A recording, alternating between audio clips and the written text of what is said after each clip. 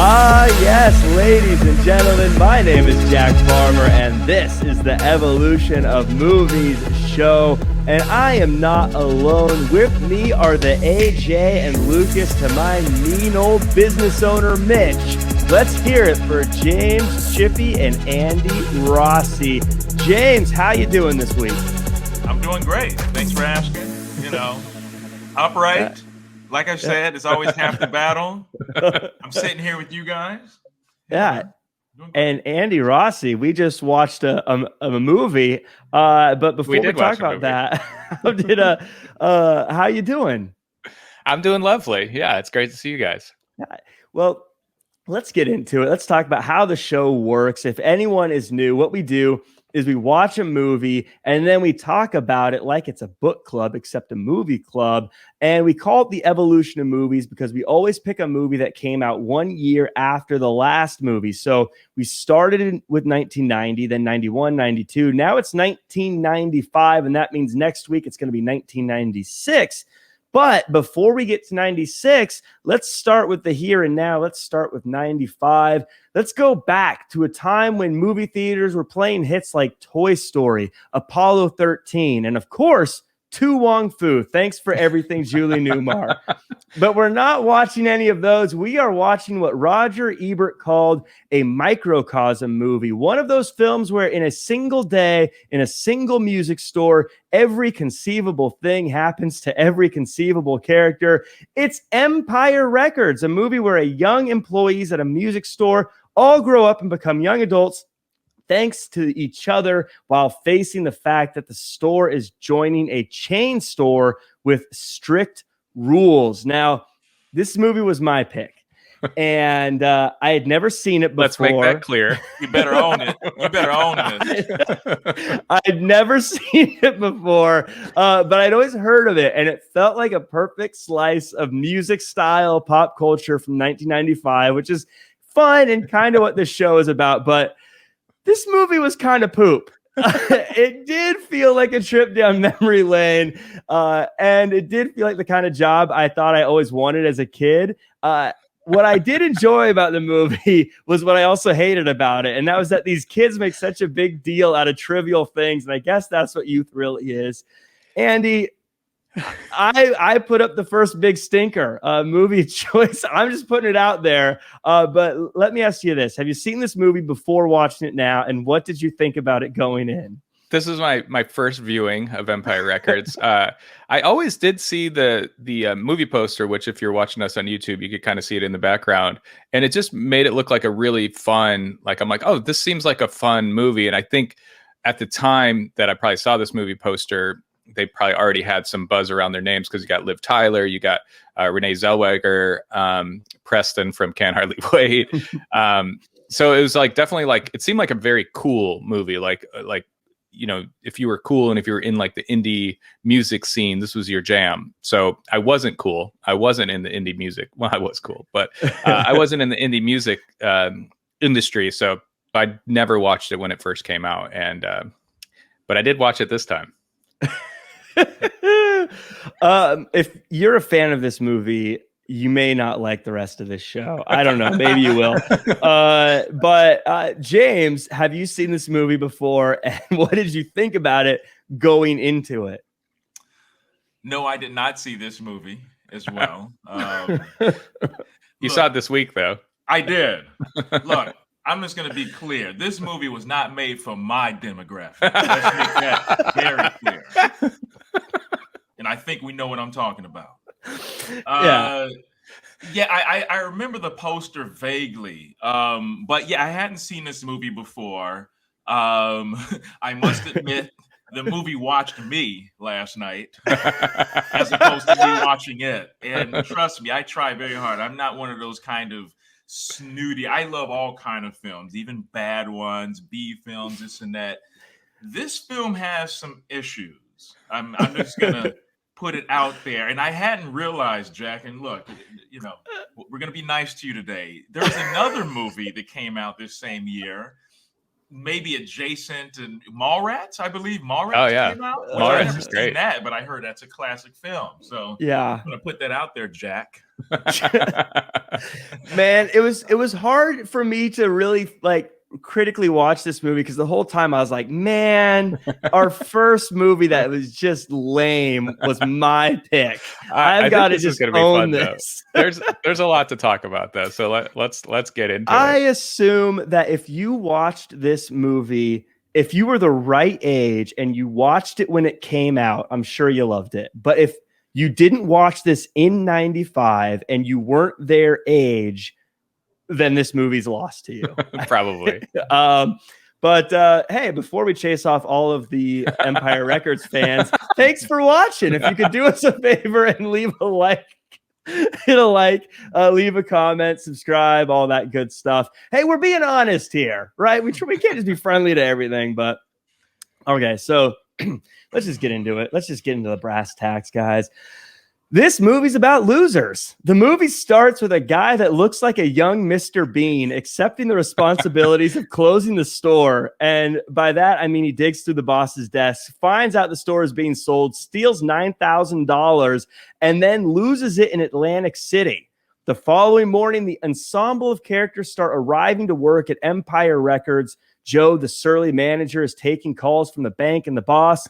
Liv Tyler and Bridget Jones rock out to Jim Blossoms on their way in. And a guy that looks like the best friend from Boy Meets World and another guy from Can't Hardly Wait all find out Lucas, the Mr. Bean guy, lost the money. While Joe panics and doesn't know what to do, the rest of the 10 full-time employees enjoy their job way more than they should as they prepare for what's known as Rex Manning Day. James, we're introduced to the cast and the situation that they're going to be dealing with. At this point, what are you thinking?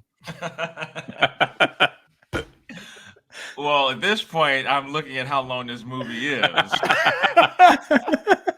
And when I see that it's an hour and a half, I'm like, okay, not too bad. Yeah. I spoke too soon. I spoke too soon. Okay. Look, because like I said, I'm going to make sweeping stuff. This movie watched me last night. I tried my best, but I watched it a little late, and it was really rough. This Lucas guy, this is just filmmaking 101. What happens is, no matter what film we watch, we have to attach ourselves to the main protagonist, right? Whether they don't always have to be likable. Mostly in television, you got like Breaking Bad and, some of these other characters that do questionable stuff. But you have to attach yourself to your main protagonist. Now, this is a ensemble film, but the first guy we're getting into is Lucas, who, first of all, why would Joe task this guy with watching his store? I'm trying to find out what has Lucas done in the past to make it seem that he can close a store and be trustworthy or reliable. And when he goes to Atlantic City to blow, first of all, $9,000. I don't know. Is that usually an amount of money that's left at record stores? I don't know what kind of money's left at these kind of places. What he's doing, these are valiant efforts, but I think whatever he's trying to channel, like kind of speaking in kind of a circular stream of conscious, kind of being moody and cool and unable to, relate to or understand, he achieved that. And I had a hard time getting into it from him in beginning. And then we can go to Renee and Liv Tyler's characters, which I feel like was an exploitation of these girls. They were not three-dimensional characters, at least in the beginning. I don't think there's 3 dimensions amongst the entire cast. No, there isn't, right? I think if you added them all up. I thought, like, James, you're saying the Lucas character in the beginning, who's in Dazed and Confused as Slater. He's awesome in Dazed and Confused. Okay, I've never seen that. I heard he's that's a great movie. Great in that. But I just thought, like, right when he picks up and goes to Atlantic City, I was kind of on board in the beginning because I'm like, it's 95. We pass Planet Hollywood.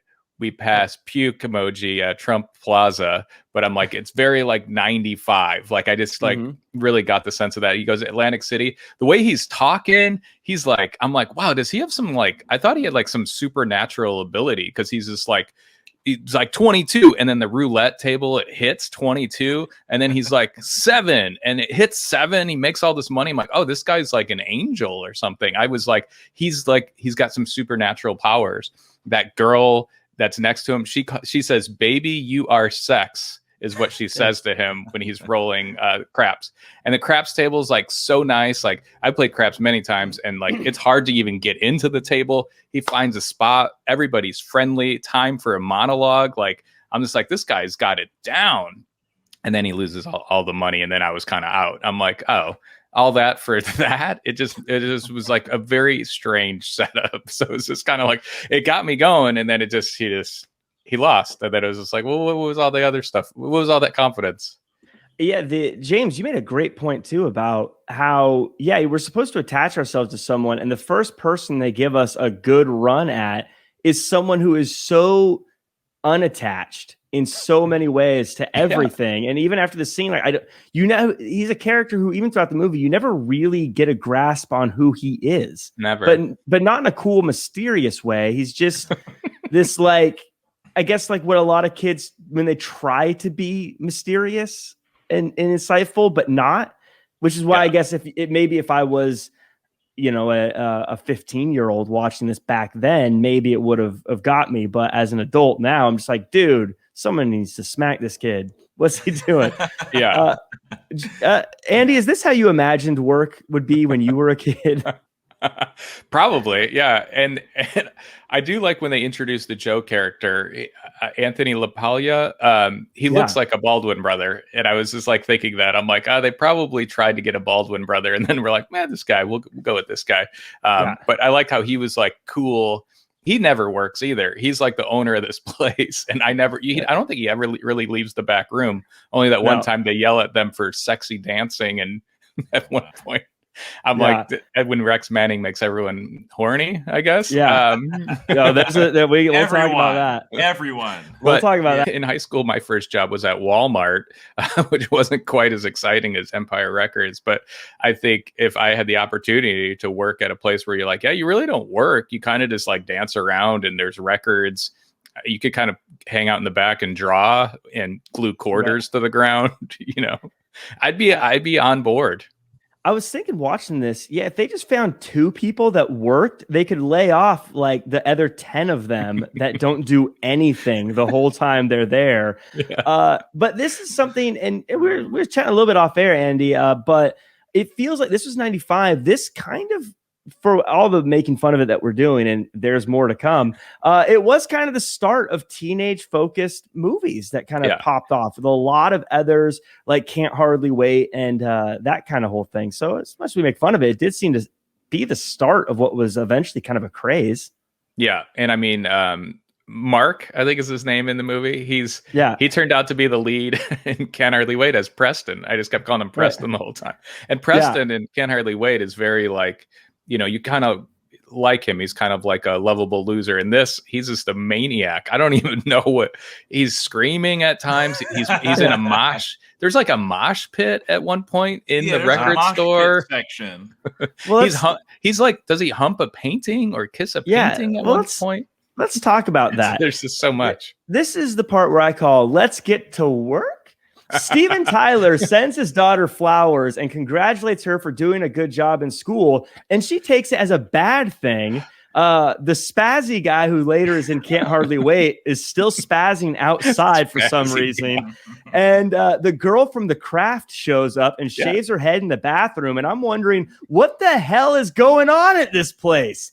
AJ, the one that looks like the Boy Meets World friend, is only Sean Hunter, yes. He's only slightly concerned that his coworker tried to kill herself and a mosh pit breaks out in the store. And I'm starting to see why these kinds of places went out of business. But speaking of, this is when we realize that Empire Records is going to become a chain store called Music Town. Joe wanted to buy Empire Records for himself, but since Lucas, the young Mr. Bean, lost the money, they have no choice but to sell. And that means these people would actually have to work. No more fun, losers. But hey, it's Rex Manning Day. Speaking of Rex Manning, the Partridge Family Dropout shows up and takes photos with a shoplifter. And then after the photo, Rex starts signing things for old ladies while the guy who stole $9,000 and the guy who stole a few CDs convinced Rex's manager to quit, causing Joe to jam out his frustrations on the drums while kids just dance around. The store owner, Mitch, who looks like he could be Michael Cera's dad and hates music and joy, comes to get the money he doesn't know was stolen before getting a runaround, and the shoplifter goes to jail. My first thought is it's probably better for the community for them to go out of business at this point. But James, we're starting to see more of the conflict come in, if we're going to call it that. Again, no one's working at any point in this movie, it doesn't feel like. And we're just kind of seeing, I guess, more of how these guys are all just kind of weirdos and outcasts at a record store. Anything to add? That sometimes seems open, sometimes is closed. There's a funeral. Yeah. Look, man, you know the shrug emoji. That's what I want to do. You know, it's funny. At a certain point, I was watching the movie. I was like, if this place becomes a music town, is that so bad? Like, what's the difference? Is that so bad? Because then you can get a whole bunch of new employees in there, get some kind of ground rules there, make this a proper business. Yes. I mean, you start with the Robin Tunney character when she comes in and I'm like, first of all, was this planned? Are there like clippers already in the back? Or did she come there to do it? And even when she comes out, and we're not going to get too serious there, but the whole thing about her, I guess, cutting herself and kind of making jokes, that's like a very serious thing. Like, not to just kind of gloss over really quick. And even the way she kind of jokes about it. I'm sorry, you're going to go say something? No, I was going to say, after she cut her hair, she leaves and they're like, oh, didn't you have hair? She's like, yeah, there's still some in the sink if you want it. And I was thinking, yuck. Clean up after yourself at least. Could you imagine if you're at work and you go to use the bathroom and someone's hair is everywhere? That's like disgusting. Like just a whole head of hair is just in the sink. And I didn't even catch that because there's just so much going on. But James, you're right. Like, this is a record store. They just so happen to have a shaver and scissors just chilling in the bathroom. Or did she bring those? I don't think she brought them. But I don't know. But I did like Rex Manning. They kept talking about Rex Manning Day, and I was watching with my wife, and I'm like, is that like a holiday? Like, I thought maybe it was like a holiday in some state or something. And then, like, sure enough, I found out just what Rex Manning Day is. And my favorite part of the movie was the Rex Manning music video. Oh, yes, that was great. I could have seen more of that. Maybe we're showing our age, but I felt like Rex Manning was the coolest character in this whole movie. I really liked him too. Even though he was supposed to be the old square, I was like, this guy, like, he's got this shiny shirt, he's got the sideburns, I think he had lipstick on too, maybe. Lip he's gloss. just slow motion shots. Dude, he was just living his best life, really. And his music video was like, what was that guy that did? Was it Simply Irresistible, Robert Palmer or something, where all the girls kind of look the same? And that's who he reminded me of. He was this very sexy guy, Well, for a 90s artist, I mean, I guess he's supposed to be a has-been, but it had a very 80s feel to that video. Which was just so funny. And what a name, Rex Manning. Yeah. There was two things I kind of took away that I wanted to add. And the first is kind of just a quick thing. How did Lucas become so good at fighting crime when it came time to stop this shoplifter? He was like everywhere before the kid was. He was like Batman. He couldn't get off the couch all day, but when it came time to stop a little kid from stealing a CD, he suddenly was just like Spider-Man, flying everywhere he needs to be at every single second. And the other thing was, and this is kind of a more, I guess, time passing, is seeing everyone like listening to music at a music store almost felt unrealistic for a while, until I remembered that that's how we had to buy music. Again, dating myself here a little bit, but if I own that store, you know what I'd want Lucas to be really good at? Selling music. It'd be great if someone did that. Not getting rid of my money. And by the way, I felt like it was a little crummy how they kept this kid in the back and joked around with him and had a laugh. And then they send him to jail. Like, even after joking around with him, and you're like, yeah, but he stole something. But he's sitting next to a guy who stole $9,000. I don't know. That just seemed very. It makes poor no Warren. sense.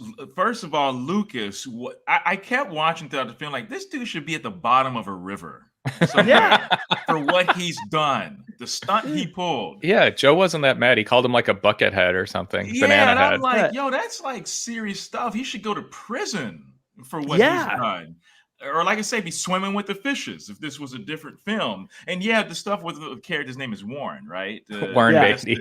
Yeah, Warren Beatty. Yeah, I was like, yeah, it's just kind of this whole disaffected youth thing. And like I said, maybe, but it's not really. You mentioned a movie like Can't Hardly Wait. I don't remember that movie that well, but I remember it being good, and I remember us latching on to the character because it was about him trying to get the girl, right? Mm-hmm. He's kind of the nerdy character, lovable loser, as you say, and once again, you got everyone around here.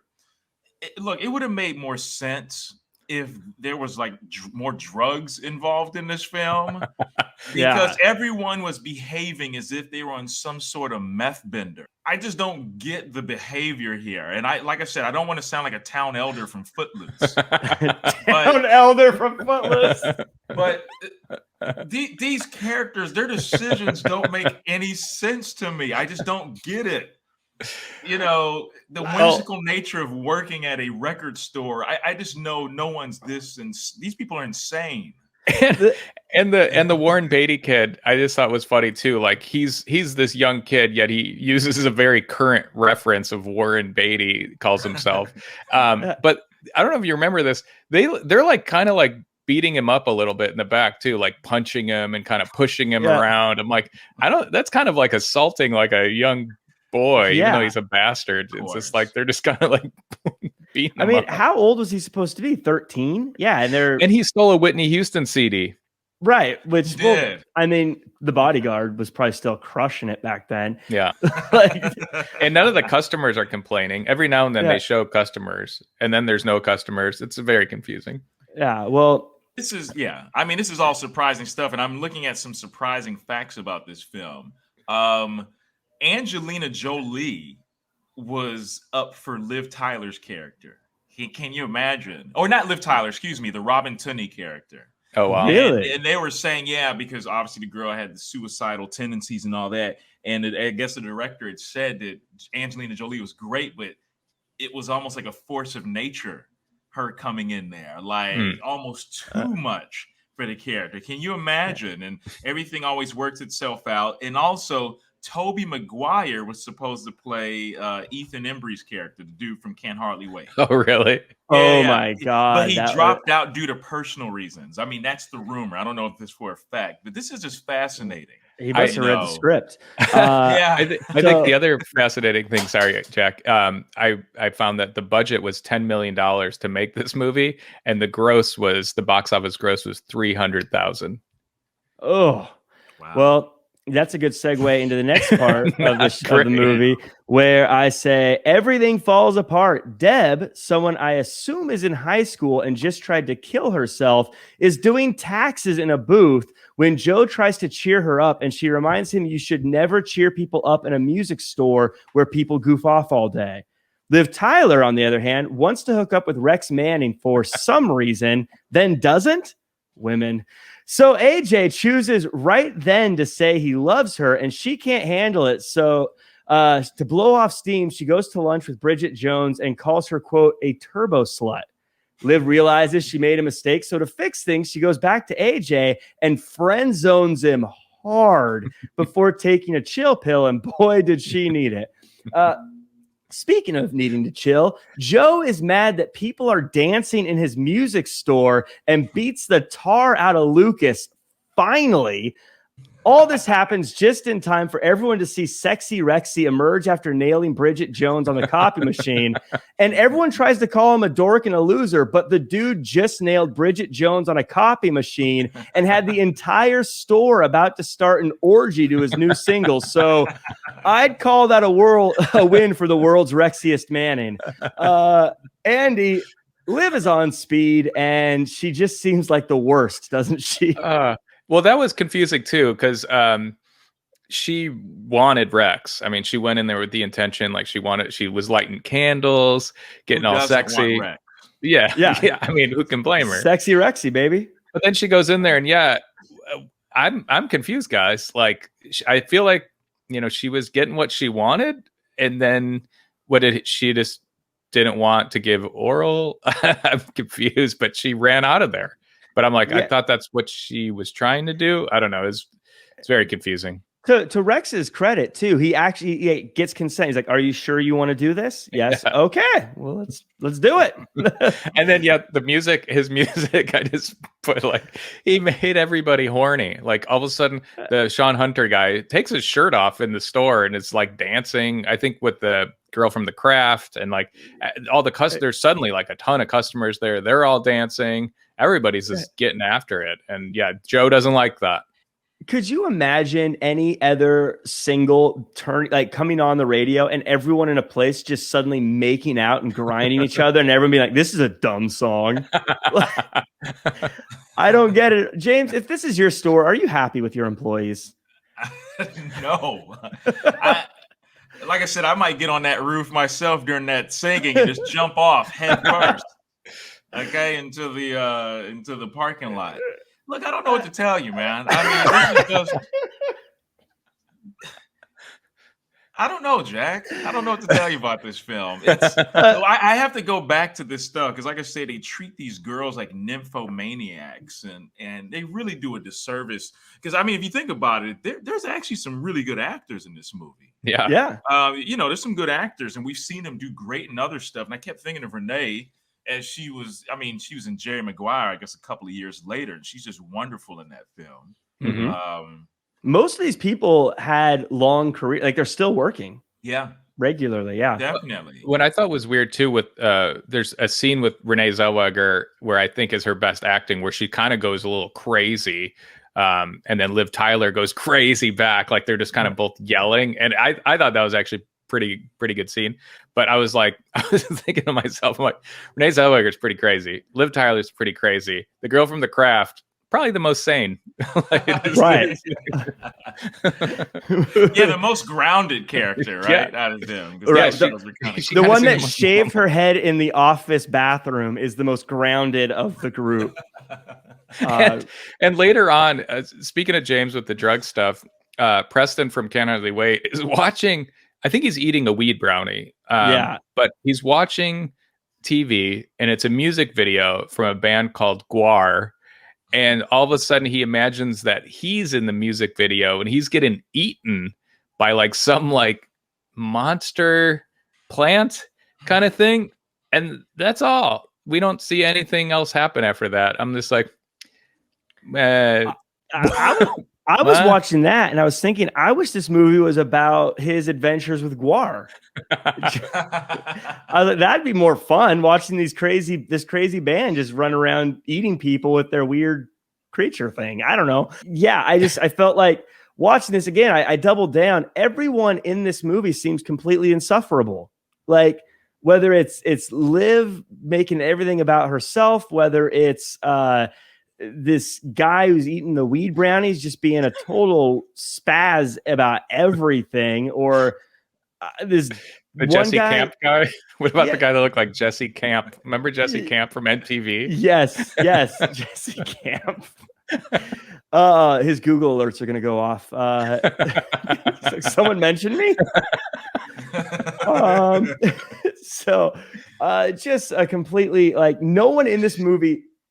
I always feel like you want your characters to, and you guys write movies and direct movies and are actors, so you know better than I do, but I always feel like someone in your movie needs to be either someone you want to be or want to hang out with. And I don't want to be or hang out with any of these people. They all just seem horrible and difficult to deal with. Like I said, I don't know what the redeeming factor is about any of them.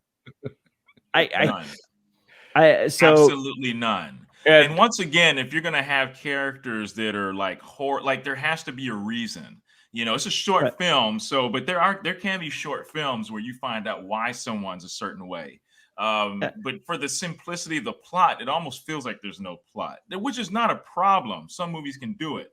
but it needs to be well written. If you don't have like a great plot, you need to have some really interesting characters. Yeah, and I think what I thought was interesting too. Yeah, I think like James said too, like especially the female characters, they were not well written at all.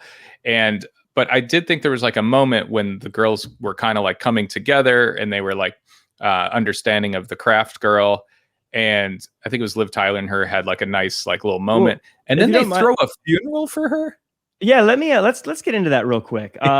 This is the part of the movie I call Friends Forever. After Liv washes her face, Sinead O'Connor takes a big dump while talking about having sex, and they discover that the edgy girl and the book smart girl aren't really that different because they're both drama. Speaking of drama, in the middle of the workday, they give Deb a funeral because, hey, who needs to sell records, right? Everyone spills their guts out and admits they're scared of what the future may hold for them and wonder if they're going to amount to much, which, by the way, is a feeling that never goes away, kids. Anyways, Deb says she's just tired of feeling invisible when literally everyone spent the movie trying to talk to her, and she blew them off to the point they decorated a room to throw a funeral ceremony just to talk about her, and she still complained about it the entire time. The shoplifter returns and threatens to shoot everyone, and I'm thinking, thank you, guy. But what does he get for his troubles? A job.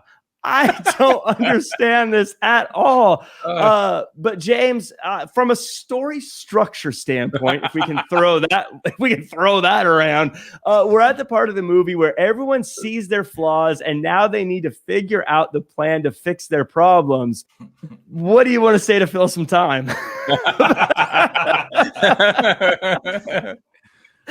I keep thinking about the prior movie we reviewed, Pulp Fiction, and wishing Vincent and Jules showed up here and went full Vincent and Jules, medieval. I was hoping.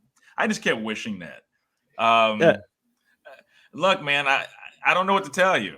I really don't, man. I'm not the guy to fill up the time. I feel like Andy might be able to get more philosophical, but at this point, I'm just really still checking to see how much time's left on the film and wishing that it was 98 or 99 and it was 10 Things I Hate About You. That was the jam. Which is a great high school film. One of the best ever. Well, there's more than 10 things I hate about this movie. But Andy, at this point in the movie, who's your favorite character and why is it Rex Manning? By far, Rex Manning is definitely my favorite. But there's no like. I mean, he'd be my least favorite in every other movie. But this one, he's the protagonist. He's my favorite. Yes.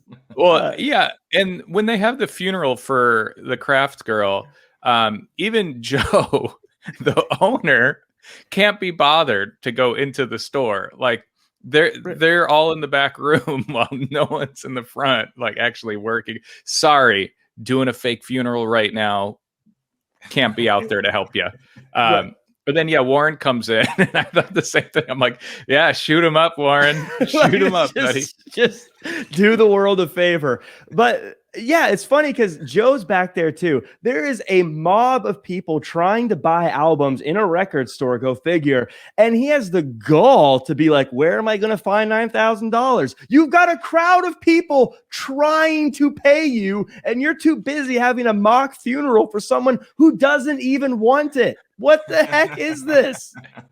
And that's where the movie for me starts. So it's kind of like it's like, okay, somebody has the idea. I think it's Can't Hardly Wait guy. He's like, why don't we raise money with a concert that'll save the record store? There's your movie.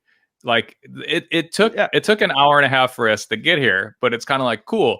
How do we save this record store? Let's have a concert. It's on local TV. People are going to come watch. They're going to put money towards this shitty ass store, and you're going to save it. And that's what happens. I'm like, wow, it took us an hour and a half to get there. But anyways, it wraps up. Everything can be solved with music.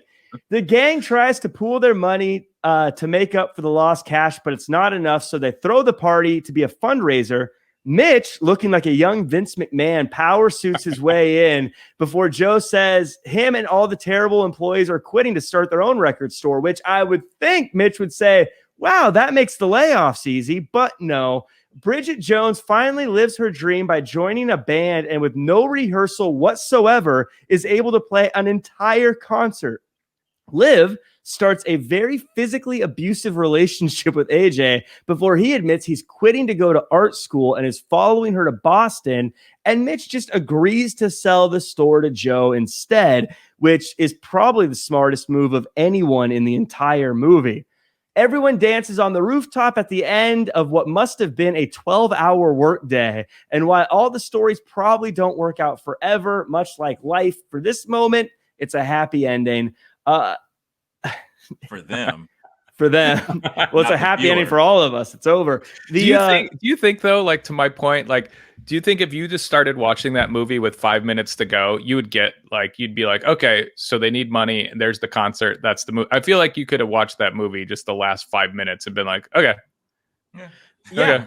Okay. You're right. That's the story. That's what the whole thing should have been. It should have started with them saying they need to raise money and just raise the money. Exactly. That would have been more fascinating. And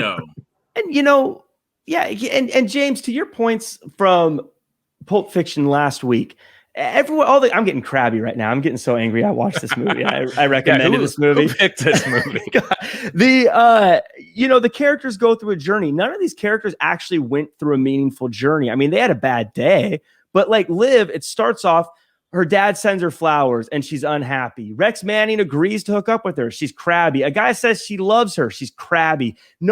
She never becomes a better person. She's going to Harvard too, right? Yeah, she has everything. And nothing makes her go, oh, you know what? I should be a better person. She just decides, okay, I'm going to lead this guy on while I go to college. The guy who is an artist just willy-nilly quits his job to go to an art school somewhere to follow some girl. I guarantee that doesn't play out well long-term.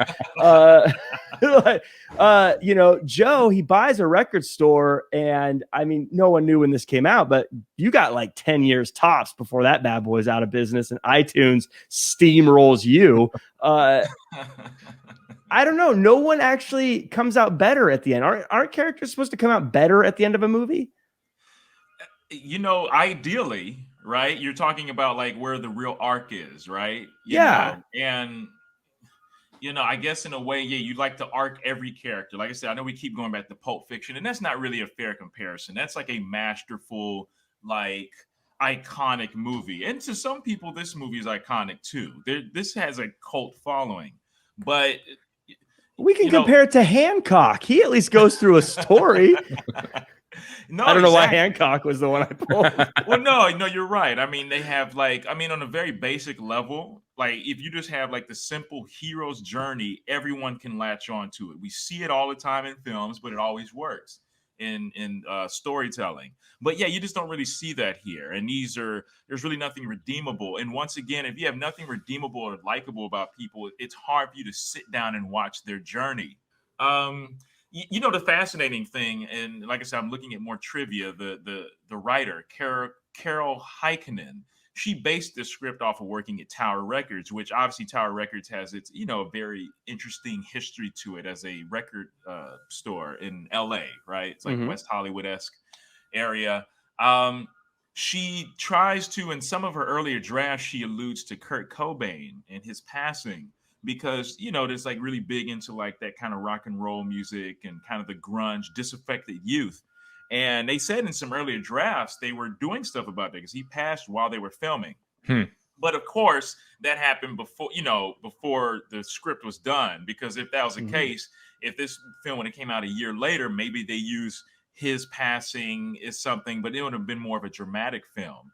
But as you said, Andy, and I will just table this, it could have been interesting if the whole film was about them putting on a concert or something. And then maybe all the quirkiness of these characters to try and put on a concert to raise these funds. But instead it was, it was what it was. I just feel the time for you, Jack. I just kind of talking for like 3 minutes straight. Well, I think the most interesting thing that I found in researching this film is I read that it was severely edited and 40 minutes of it was taken out and 3 characters were removed. So to me, that made some sense to be like, okay, so they just like This movie was too long. They had to run it down. They had to remove characters. Like, I don't know. I think it was just like a hot mess. I think we need to get a Zack Snyder cut of this movie. Yeah. But no, seriously, when we talk about the arc, I'm going to go back to it because it's bothering me now. I look at Lucas. He steals money in the beginning and then just gets away scot-free, and nothing really happened. There's no repercussions. There's no lesson learned. Joe's not even that mad. Like I said, I think he calls him like Pinhead or something. Yeah, Joe, he's still, I mean, I guess he doesn't even necessarily buy the store because he doesn't have the money. The guy even says, you don't have the money. He's like, oh, I'll get it. Okay. But he doesn't actually become anything better. And at worst or at best, he's going to continue working with these idiots who are all half of them are leaving anyways. AJ, the whole movie goes by and he decides to go to art school because he wants to follow a girl. Like, that's it. Like, he's following a girl. That's not like a character development. Mark, the spaz, he's the same weird spazzo guy. The girl that shaves her head, she doesn't fix her problems. And like, no one grows out of this day. This is kind of an inconsequential day for them at the end of the day, at the end of this movie. Great point, Jack. Like, which if it doesn't mean anything to the characters, why would it mean anything to me, the viewer? Exactly. That is the whole point of it. You have to have some sort of growth, or what you set up in the beginning is a promise of the end. And once again, the beginning is about this dude stealing money from his job. He had a good reason for doing it, at least in his head, but there's no payoff from that. And as a viewer, it made me wonder, like, well, what's the point of the film? Other than, I guess, the writer's love letter to working at a record store. But there's so much more you can mine from there, because it's just kind of random. It's just a very random movie. Yeah. But people like this movie, though. This has a cult following, actually. Oh, it does. We're going to get some thumbs down. Yeah. We're going to get some thumbs down. I would like to bring one of those people on, though. That's just like, oh, this is my favorite movie. I just want to be like, why? Tell me. Like why. I said, I have a feeling if you were the right age in 1995 and saw this when it came out, you probably connected with it differently than us being older, watching it now when it's 26 years old and it doesn't really connect anymore. I think we're just like, as far as the cult following side of it goes, I think we're just not the demo. Yeah. I can't think of another film where I think the movie poster is better than the movie. Yeah. Like, it's a cool movie poster. It looks fun. And Joe's not even in the movie poster, I don't think, which is kind of funny. No, he's not in the movie poster. He's drumming in the back somewhere.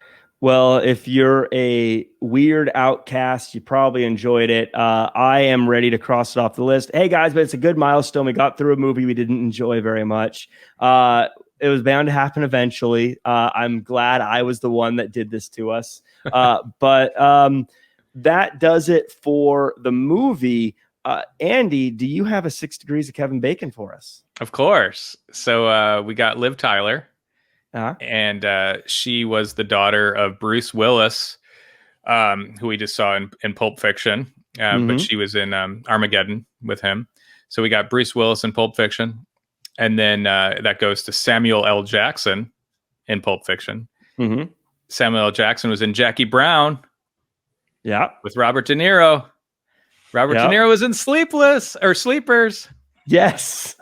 Robert De Niro was in Sleepers. The two movies Kevin Bacon was in that connects to everything, Sleepers and Footloose. I think those are the two movies I know of him. But you've been able to get it so far, so that's awesome. Well, that does it for Empire Records. We're filing that one away. That was 1995. Andy, what are we doing for 1996? 1996, we're going to Tornado Town, Twister, USA. Helen Hunt, Bill Paxton, Philip Seymour Hoffman, Tornadoes. One of the great special effects blockbusters, really one of the starts of that whole genre. Then we go to 1997, the following week. James Shippey, what do we got for 1997? We've got the classic with Dirk Diggler. I believe that's the character's name. Boogie Nights, ladies and gentlemen. Boogie Nights. Yes. There's no doubt we are here to partay. I love Boogie Nights. That's probably top 10 for me for sure. So yeah, another great soundtrack. We've been getting some interesting soundtracks in movies lately, but so yeah, this has been Empire Records for 95. Next week we do 96 with Twister. The following week will be 1997's Boogie Nights. Thank you so much for watching. If you liked Empire Records, I apologize. Not because I didn't like it. I just apologize. You have bad taste. If you and if you did like the show, give us a like, leave a comment, subscribe, share, all that good stuff, and join us next week. James, where can the world find you online? You can find me on Twitter at jshippy2, the number 2, and on Instagram at JEShippy2. And Andy Rossi. You can find me at just Andy Rossi, and I gotta say I forgot one thing. I'd be remiss not to say the Gin Blossoms, till I heard it from you on Empire Records, was the jam. So that was one nice moment. Yeah, a big fan of Gin Blossoms over here myself. So I was excited to hear that. But Gin Blossom Stan over here. Yes. You can find me at Real Jack Farmer across all social media. Thanks so much for watching. Again, if you could leave us a comment, leave a like, 5-star review, share, all that good stuff. That does it for us, and we'll see you guys next year.